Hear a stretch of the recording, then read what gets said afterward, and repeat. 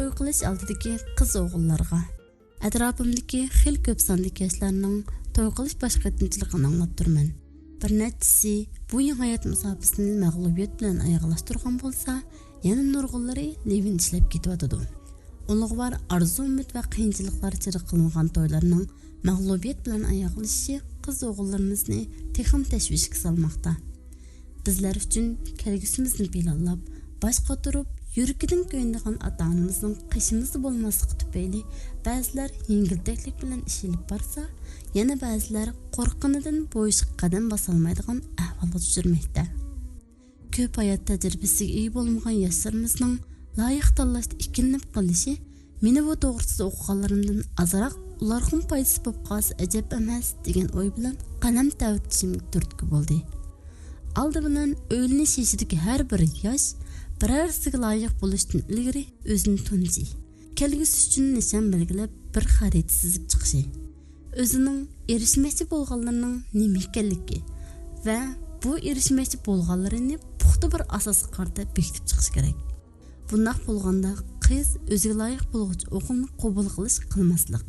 O'g'il bo'lsa, loyiq bo'lmoqchi bo'lgan qizni tanlash, tanlamaslik to'g'risida amaliyatchil, mantiqli asoslarga tayina oladi-da, bu baxtlik yangi hayot safarida o'ngsizliklar uchrash nisbati tuvan bo'ldi. Birinchi bo'lib, o'zingizni tuning. O'zingizni tunigan vaqtda o'zingizning kuchlik va ojiz taraflarini bekitib chiqa olasiz. Bu yerda mundaq bir savol tug'ildi. Amsi men qanday qilib o'zimni tuniy olayman? Bu yerda o'zimizni tunish uchun Johariy ko'znikidan foydalanish to'g'risida ma'lumot berib o'taman. Johariy ko'zniki shaxsning o'zini bayqishi, o'zi va atrofidagilar bilan bo'lgan aloqasini texnik yaxshi shaklda elib berish uchun qo'llanilgan bir texnika bo'lib, bu texnika kishilik taraqqiyot, psixika, siyosat qatorliq nurg'un sohalarda ishlatilmoqda. Johariy ko'zniki 4 rayonga bo'lingan bo'lib, har bir ko'zniki insonning shaxsiyatining ma'lum bir tarafini ko'rsatib berdi. Ochiq rayon. Bu o'zingiz haqida sizning va boshqalarning bilganlarini tamsil qildi. Maxfiy rayon. Bu faqat o'zingizning bilgan, boshqalarning bilmaganlarini tamsil qildi. Qariq rayon.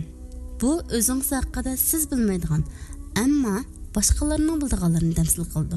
Majhul rayon. Bu o'zingiz haqida sizning va boshqalarning bilmaganlarini tamsil qildi. Ochiq rayon. Ochiq rayon qancha kengaysa, bu o'ziga bo'lgan ishonchning kuchli ekanligini, kelajakdagi jufti bilan sog'lom bir munosabat elib bora oladiganligini ko'rsatdi. Chunki insonlar munosabat qurganda qarshi tarafning ochiq yo'riq bo'lishini yaxshi ko'rdi va bu munosabatda o'zlarini rohat his qildi. Maxfiy rayon. Maxfiy rayon qancha kengaysa, munosabat shuncha aniqlashadi va surliklashadi. Bu er-ayol o'rtasidagi munosabatni ojizlashtirdi. Chunki odatda kishilar maxfiy, surlik va xuduksiraygan kishilar bilan muomala qilishni yaxshi ko'rmaydi. Qariq rayon. Qariq rayon kengaysa, er-ayol bir-birini tushunmasdan ishlarni o'zining haqiqatidan boshqa shaklda ko'rdi. Har ikkilisi o'zining qilganini to'g'ri deb qabul qildi. Amaliyotda ish uning aksiga chiqdi. Majhul rayon. Majhul rayon kengaysa, bu kishining tajribasizligi, o'zini tunishning kamchil va munosabatlarining ojiz ekanligini ko'rsatdi.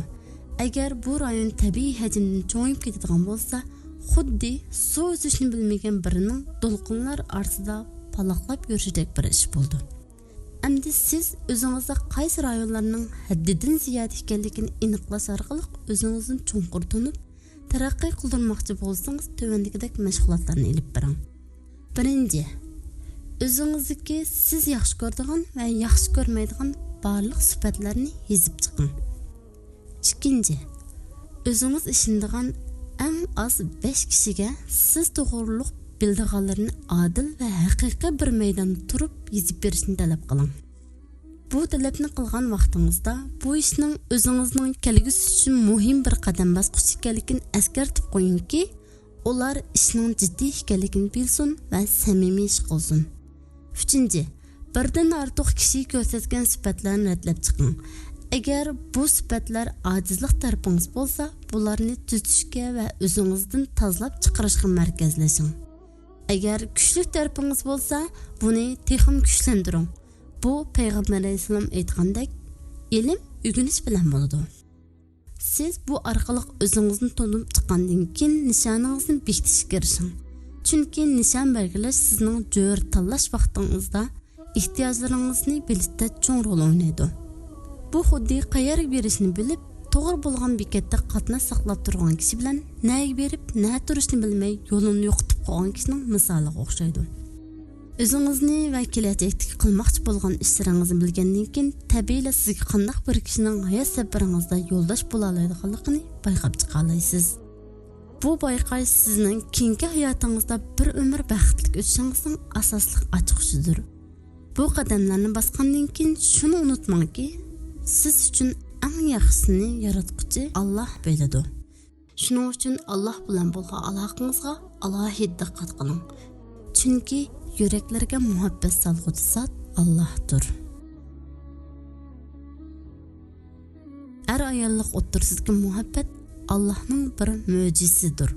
Ayollar bilan unsi-ulfat ilishinglar uchun Allohning ularni sizlarning o'z tipinglardan yaratganligi.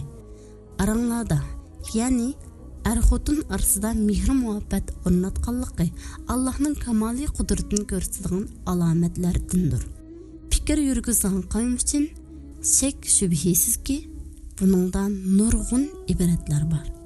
Sura Rum 21-oyat.